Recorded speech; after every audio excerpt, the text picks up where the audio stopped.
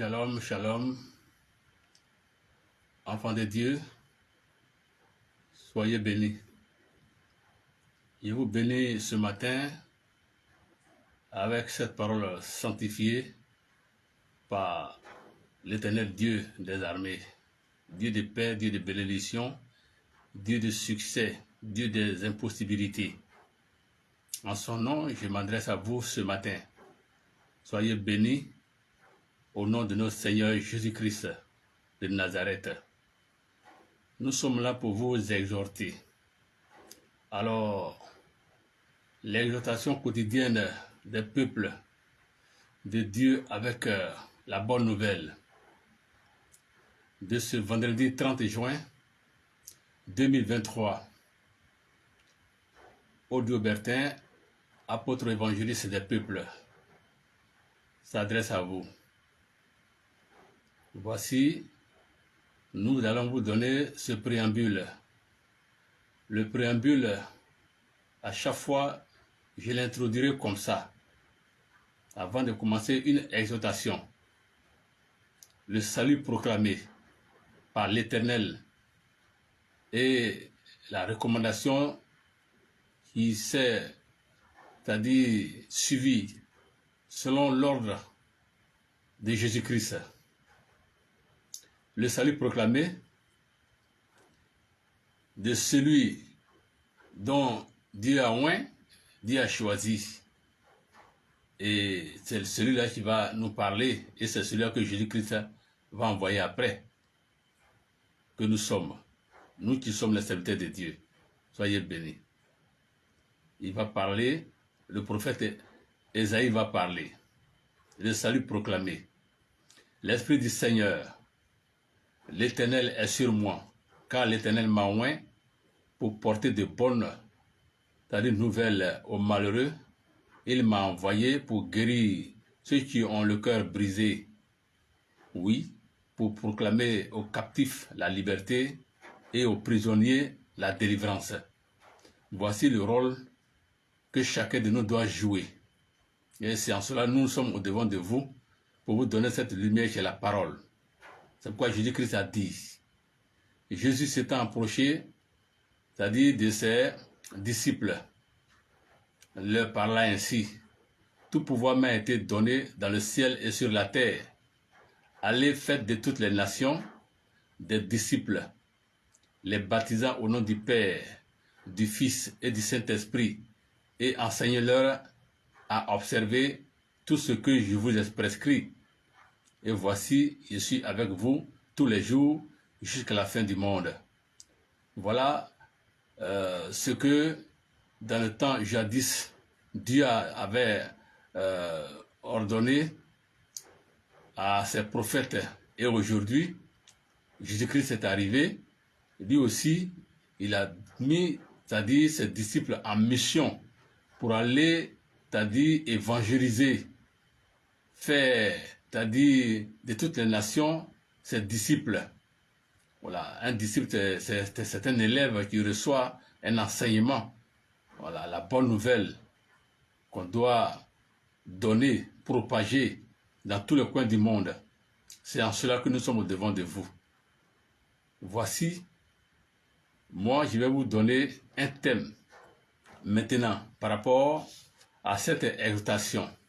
Et le sujet, c'est l'Éternel délivre, c'est-à-dire et restaure, l'Éternel délivre et restaure son peuple par les œuvres saintes de son serviteur. Voici ce que je vous donne comme sujet. Voilà, le thème de cette exhortation. L'Éternel délivre et restaure son peuple par les œuvres saintes de son serviteur, de son élu, de son choisi, de son envoyé, de celui qui l'a mandaté pour faire ce travail. Et c'est ce que nous voulons tout à l'heure de démontrer un peu par le préambule de chaque exhortation. C'est comme ça que je vais d'abord introduire. Parler, c'est-à-dire de ce que Dieu veut de son oint, de son élu, de son envoyé. Dans le préambule, c'est ce que je vous présente, parce qu'on ne se lève pas comme ça pour faire ce travail. C'est Dieu qui a voulu que cela soit ainsi. Donc chacun de nous est responsable de ce qu'il fait. Quand il dit que Dieu l'a appelé, nous, on doit croire en lui. Donc, il a les capacités d'aider chacun de nous. C'est pourquoi nous le suivons. Puisqu'on croit en lui, et le trône de Dieu, l'Esprit de Dieu est en lui, l'Esprit de Dieu descend sur lui, Dieu l'a oint, et Dieu lui a donné sa parole, afin que, avec cette parole, il puisse, c'est-à-dire édifier, exhorter, évangéliser, c'est-à-dire les enfants de Dieu que nous sommes. Puisque Jésus-Christ veut que chacun de nous, nous qui sommes ses serviteurs, nous fassions, c'est-à-dire de toutes les nations, de ceux-là ses disciples, c'est-à-dire ses élèves pour recevoir, c'est-à-dire la parole que lui nous a donnée. Soyez bénis, enfants de Dieu. Donc, si vous avez vu et entendu le thème qui est le sujet, c'est-à-dire de cette exhortation, ça veut dire quoi? Vous allez voir que nous allons parler, c'est-à-dire à travers cette exhortation de quelqu'un, d'une personne qui a été comparée à une ville, à un peuple. Oui, mais Dieu parle de chacun de nous. L'ennemi, qu'est-ce qu'il veut? Quand tu es dans la méconnaissance, quand tu ne connais pas ton Dieu, quand tu veux entreprendre quelque chose, que tu n'as pas la connaissance de ces choses-là, tu n'as pas été apprenti de cette chose, de cette œuvre, de ce projet-là, tu es un peu, c'est-à-dire, perdu, parce que tu n'as aucune notion de ce projet-là. Ça fait que l'ennemi se réjouit de toi. Un enfant qui naît sur cette terre, qui sort des entrailles de ses parents, bon, de Satan, l'ennemi ne veut pas, normalement, qu'il sache là où il doit poser les pieds, c'est-à-dire ses pas. Il ne veut pas qu'il s'approche, c'est-à-dire de Dieu. Il ne veut même pas qu'il connaisse Jésus-Christ. Alors quand il est dans la défaillance, il y a problème. Dieu a fait des promesses dans notre vie. Dieu a fait la promesse de délivrance. Dieu a fait la promesse de restauration dans notre vie. Donc, il y a un côté, c'est-à-dire de notre vie, quand nous sommes nés et que nous sommes encore enfants, le Satan se réjouit de nous. Parce qu'on perd, d'ailleurs même, on ne perd pas, parce qu'on ne connaît pas. C'est quand tu as gagné, et on dit que tu perds, mais tu es enfant, tu n'as aucune notion. Parce qu'il y a des gens qui sont nés dans des familles païennes.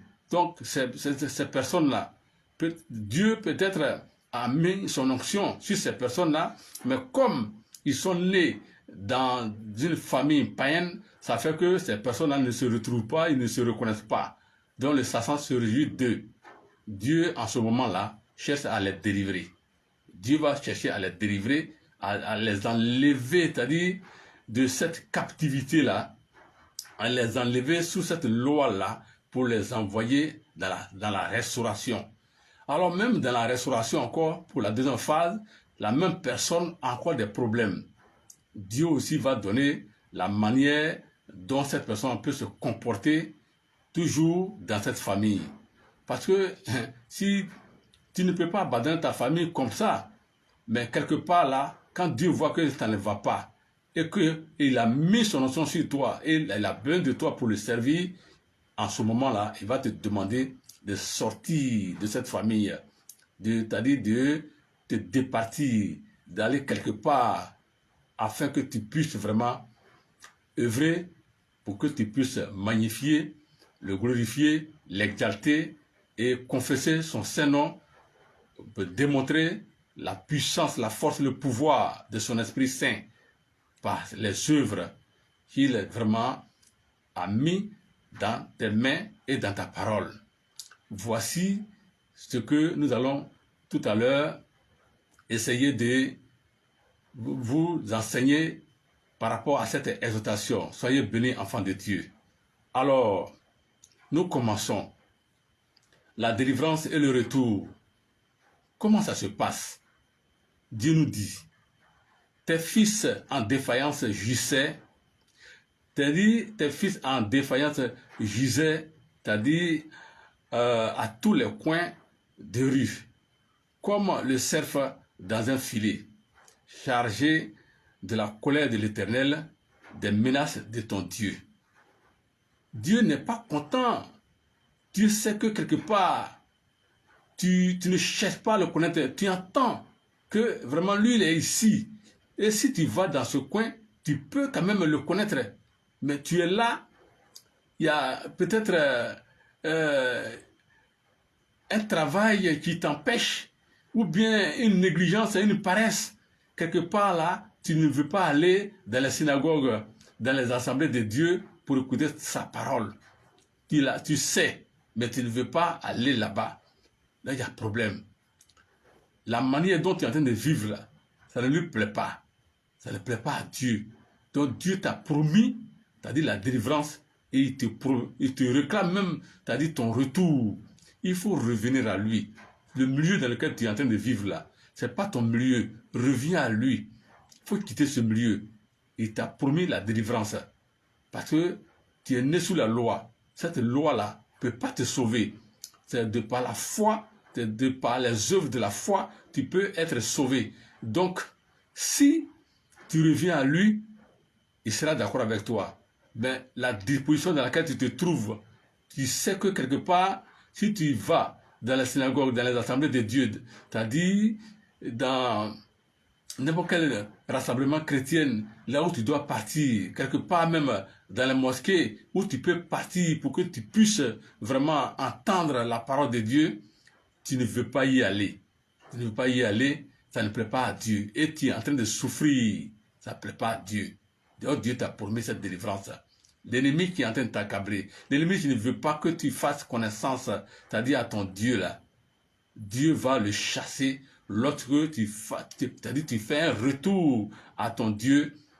Il te promet la délivrance. Il va combattre pour toi. C'est pourquoi il dit, sa colère est sur toi. Il est prêt à te menacer.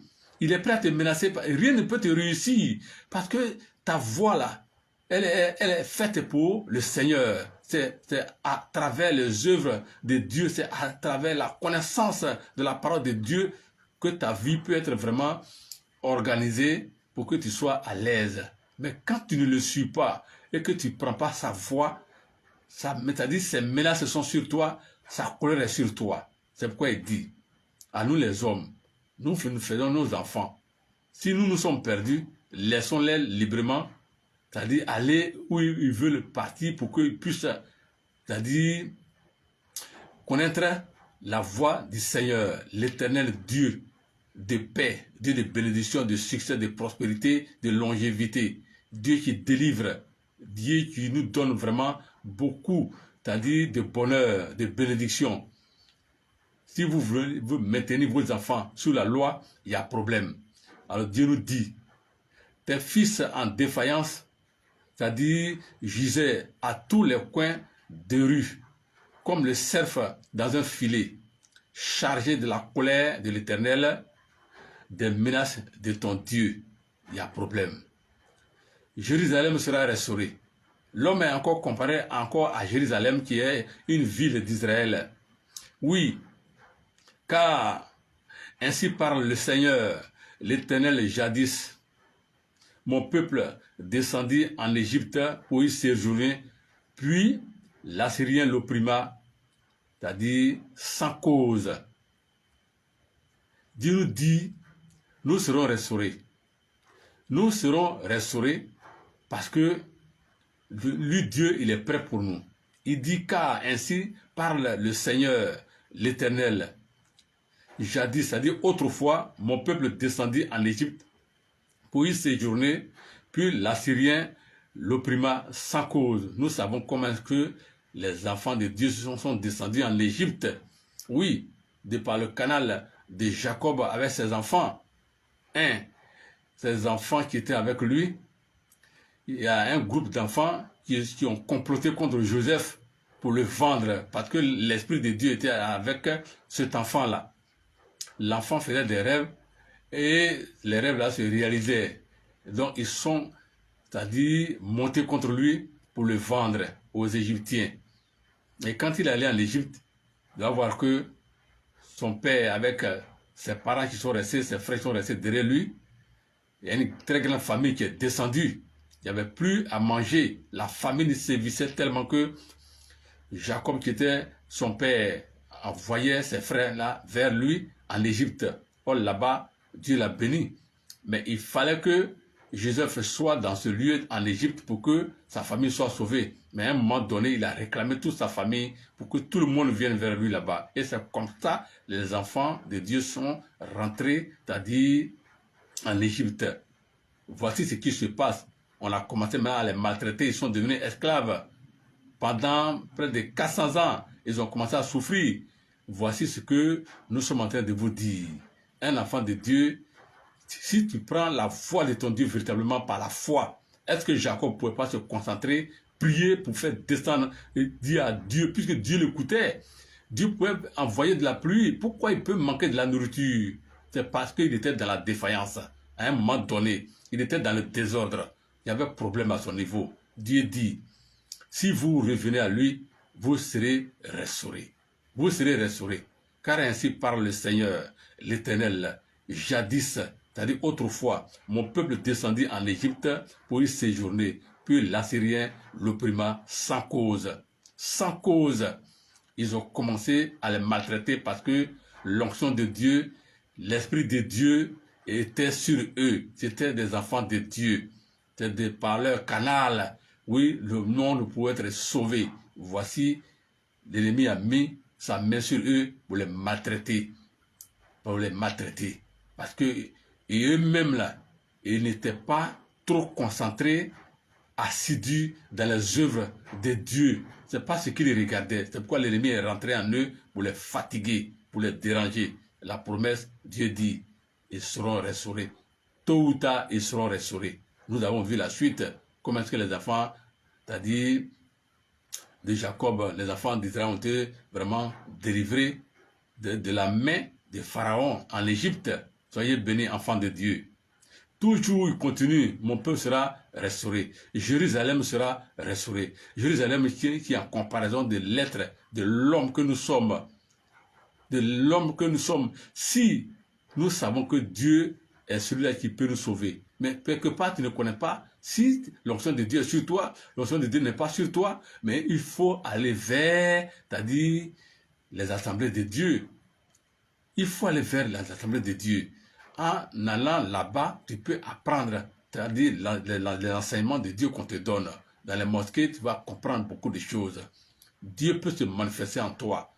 C'est comme ça se passe. Souvent même, tu peux rester dans le monde païen, mais l'Esprit de Dieu peut te prendre. Hein? Et quand ça te prend que tu ne vas pas là-bas, c'est là que tu souffres encore plus.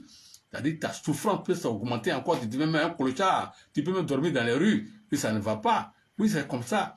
Personne ne peut te considérer.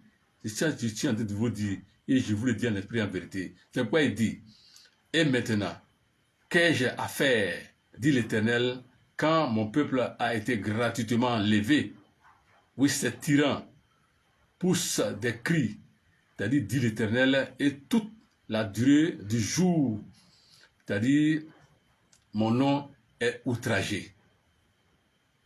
Dieu se plaint de son nom, parce que c'est toi qui dois relever le nom de Dieu. C'est toi qui dois confesser le nom de Dieu. C'est toi qui dois manifester, c'est-à-dire l'existence de Dieu. C'est toi qui vas dire que Dieu est capable et il agit. Il n'y a pas une chose qui est impossible dans ce monde ici. Il est le Dieu des impossibilités. Ce qui est impossible, c'est ce que lui résout. C'est-à-dire que Dieu, il s'est manifesté en Jésus-Christ. Jésus a ressuscité des morts. Jésus s'est manifesté par la foi. Il a agi. Donc, quand tu as la foi, tu peux faire beaucoup de choses. Voici ce que Dieu est en train de dire par rapport à ces enfants qui sont accablés, qui sont dérangés par des tyrans, des hommes sans loi. Simplement, vous devez comprendre ça comme ça. Des hommes sans loi. Dans ce temps-là, c'est eux qui gouvernaient, c'est eux qui dérangeaient les gens. Des hommes qui étaient au service de l'Éternel et qui ne connaissaient pas leur Dieu. Ces tyrans-là, les maltraitaient, c'est les tyrans. Un tyran, c'est celui qui a une vie contraire, c'est-à-dire à la loi de Dieu. Il ne marche pas selon la volonté de Dieu. C'est-à-dire, c'est les hommes qui marchent selon leur humeur. Ils font ce qu'ils veulent. Tous les actes qu'ils posent, c'est contraire à la volonté de Dieu. Ils n'ont aucun respect à la vie humaine. Oui, non. Ils font ce qu'ils veulent, ce qui vient de leur pouvoir. Ils mettent ça sur la vie des gens. Et c'est comme ça les enfants déjà souffraient en Égypte. Soyez bénis, enfants de Dieu. Dieu dit, Jérusalem sera restaurée. Tu seras restauré. Et maintenant, qu'ai-je à faire, dit l'Éternel, quand mon peuple a été gratuitement enlevé? Gratuitement enlevé. Oui, ces tyrans poussent des cris, dit l'Éternel, et toute la durée du jour, mon nom est outragé. C'est à cause de son nom, il se plaint. Dieu ne veut pas que son nom soit vraiment terni de cette façon. Dieu ne veut pas que son nom soit souillé de cette façon. Dieu ne veut pas qu'on parle mal de lui. C'est pourquoi nous qui sommes ses enfants dans ce monde, chacun de nous doit d'abord se prospecter. Il faut d'abord toi-même t'observer. Il faut te regarder. Il faut te dire qui je suis et comment je vis. Je suis dans quel milieu. Je suis né, c'est-à-dire dans quelle famille. Comment mon père et ma mère vivent. Ils vivent sous la loi ou bien ils vivent de par la foi. Comment ils sont. Dès l'instant que tu prends connaissance que tu vas à l'école, mais quelque part, même s'ils sont païens, ils vont te mettre à l'école. Même si tu n'es pas parti à l'école, quand même tu marches dans les rues, il y a des dimanches qui arrivent, il y a des jours où on fait des études de soir, tu sais au moins que Dieu, quelque part, les hommes parlent de Dieu. Il faut quand même t'intéresser à ces gens de personnes-là pour comprendre ce que ça veut dire. Ne reste pas sous la loi. Pas la loi ne peut pas te sauver. La loi ne peut pas te sauver. Les œuvres de la loi ne peuvent pas sauver quelqu'un dans ce monde. C'est le diable qui gère la loi. C'est les enfants du diable qui marchent sous la loi. Et les enfants de Dieu marchent, c'est-à-dire par la foi. Les enfants de Dieu marchent avec la foi.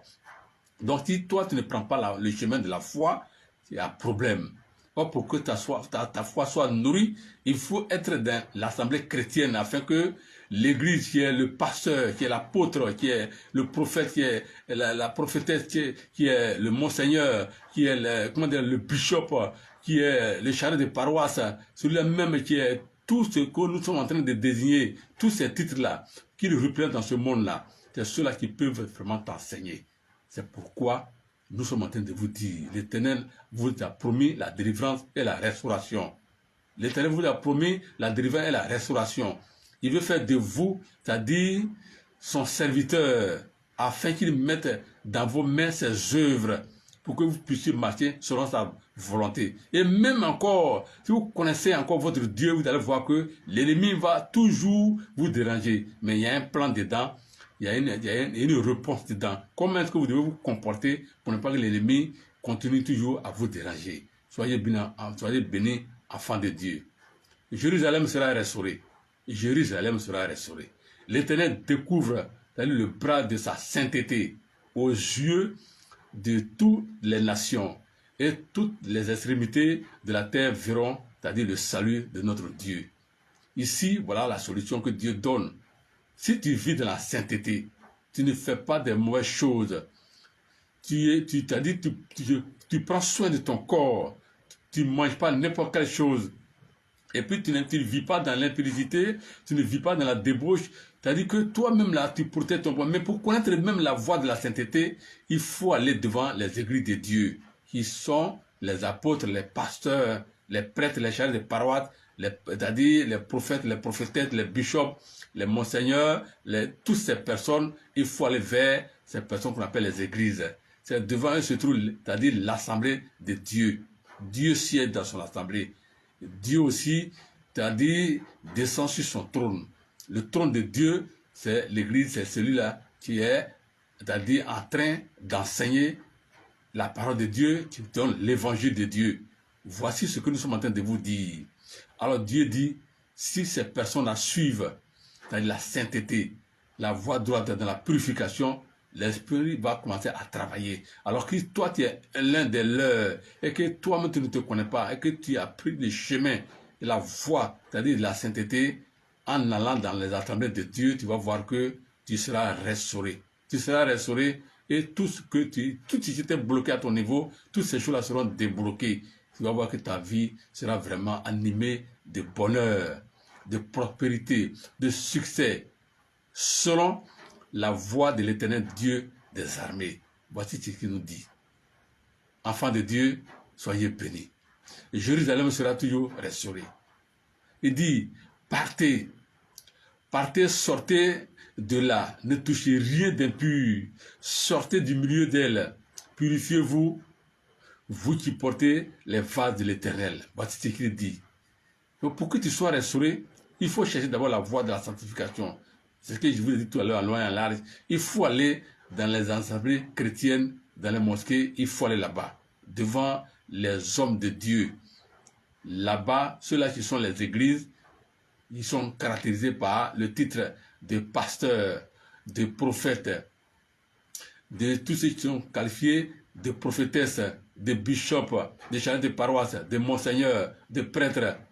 Toutes ces personnes-là, au devant d'eux se trouve, c'est-à-dire l'assemblée chrétienne. Dans cette assemblée, l'Esprit de Dieu se manifeste en ce moment-là. Quand tu es là-bas, tu vas bénéficier des enseignements que ces personnes vont donner, ces serviteurs de Dieu vont donner, et tu seras sanctifié, tu seras purifié. En Dieu dit, lorsque tu connaîtras sa parole, le milieu dans lequel tu es né, la famille dans laquelle tu es né, il faut sortir de cette famille. Il faut aller loin de cette famille pour le servir, afin que son nom soit vraiment élevé, son nom soit exalté, son nom soit magnifié. Il faut le confesser, oui, davantage, pour que toi-même là, tu sois restauré. Parce que c'est dans ces œuvres, tu peux avoir ta restauration. C'est là tu peux avoir ta délivrance. Puisque toi, l'homme, tu es né, tu ne sais pas qui tu es. Tu es descendu de familles païennes, tu ne sais pas que l'Esprit de Dieu est avec toi. Qu'est-ce que tu dois faire? Il faut avoir recours, c'est-à-dire aux assemblées de Dieu, aux assemblées chrétiennes.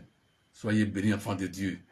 Si tu restes là et que tu ne peux pas bouger, mon ami, la restauration va t'échapper, la délivrance va t'échapper, tu seras criblé et l'ennemi va te manifester, te manipuler.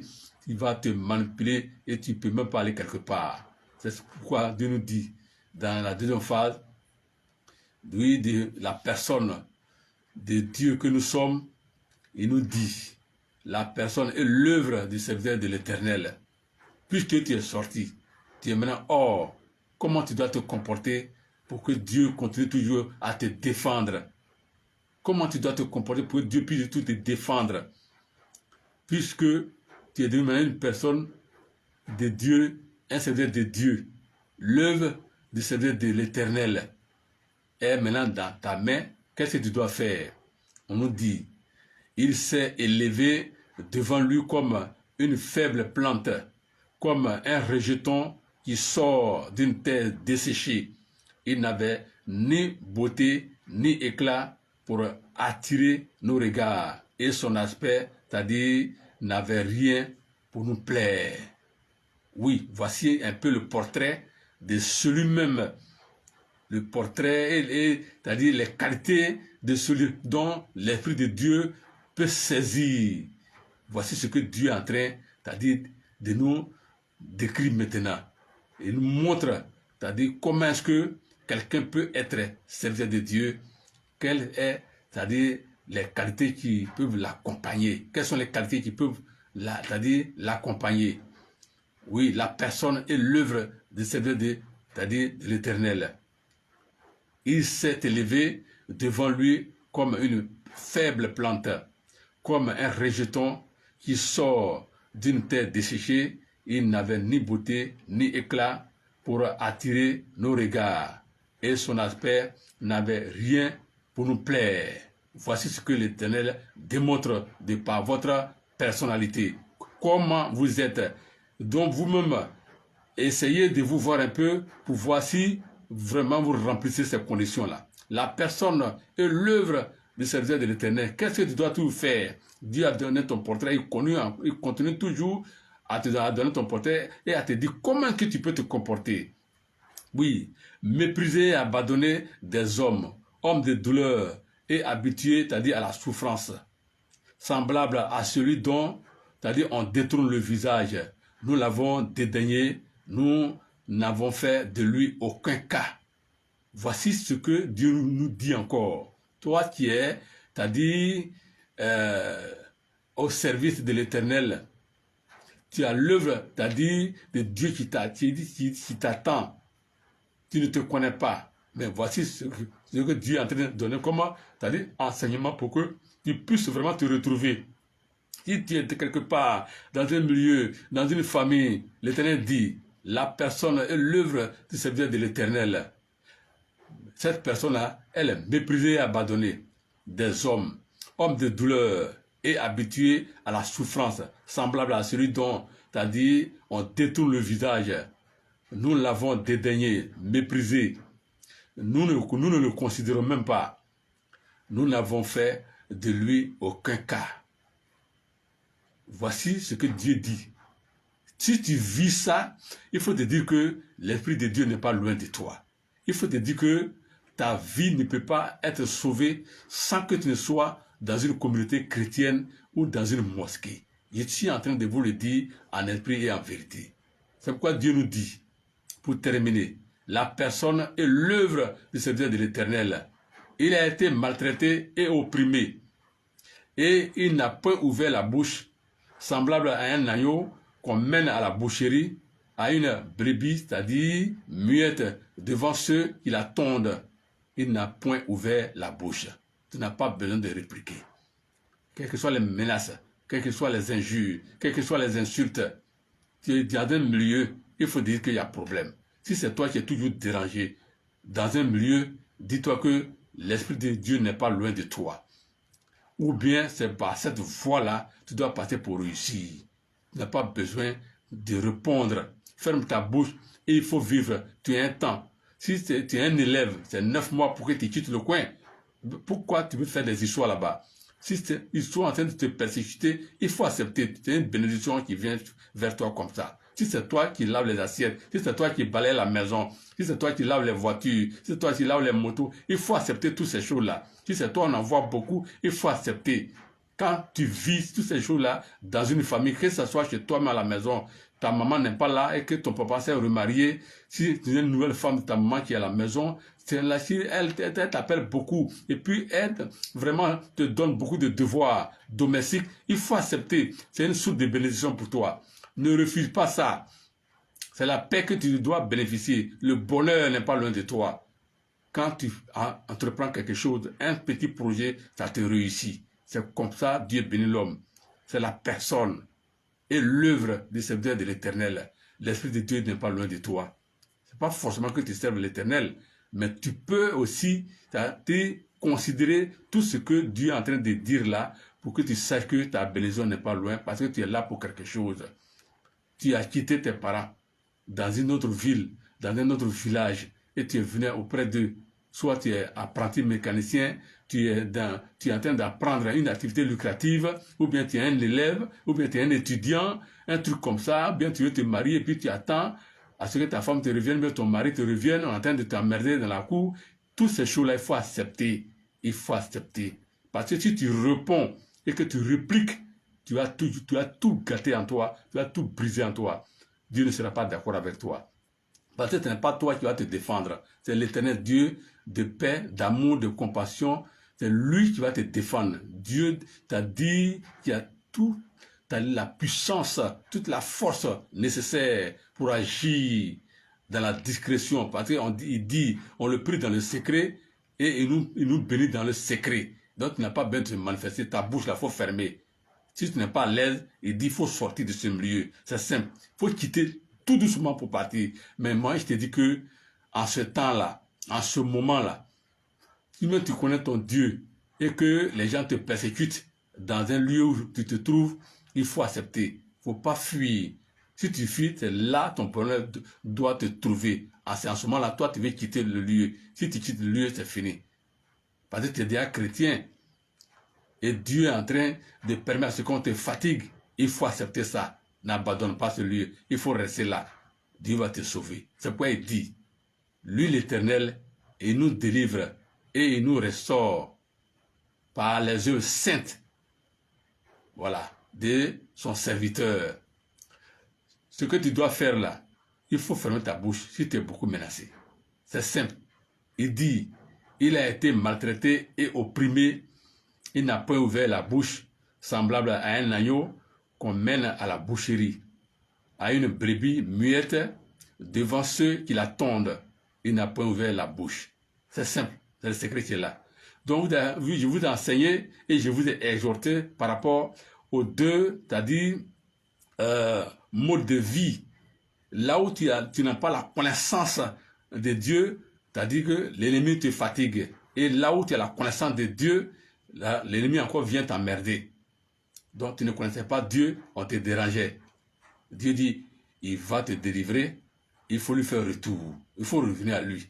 Maintenant que tu reviens à lui, tu l'as connu, tu vas voir que on est en train de toujours te poursuivre. Il faut accepter. Parce que tôt ou tard, tu seras un jour irresponsable et tu vas vivre dans ta maison avec ta femme et tes enfants. Tu as appris beaucoup de choses. Toi aussi, tu vas mettre ça en évidence pour sauver tes enfants, pour sauver ceux qui viendront aussi, c'est-à-dire dormir chez toi et tu vas les héberger et tu seras aussi leur tuteur.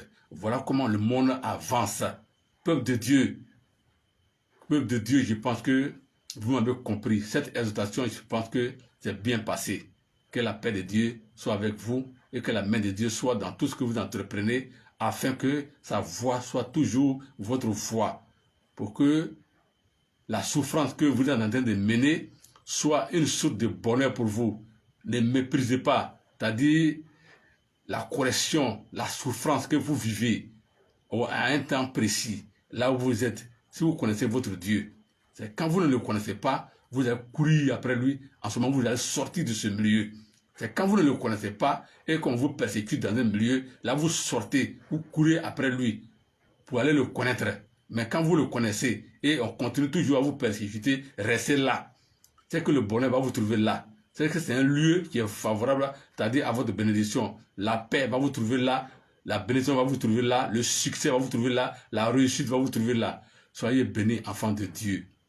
Alors, peuple de Dieu, en conclusion, une prière de grâce pour notre bénédiction. Que la grâce de Dieu, l'amour de Dieu et la communication du Saint-Esprit soient avec nous au nom de notre Seigneur Jésus-Christ. Nous avons prié. Que la paix de Dieu soit avec nous. Et je pense que chacun de nous a bien compris le message que je viens de vous donner tout à l'heure par rapport à cette exhortation. Soyez bénis, enfants de Dieu. Fin de l'exhortation au nom de Jésus-Christ de Nazareth. Amen.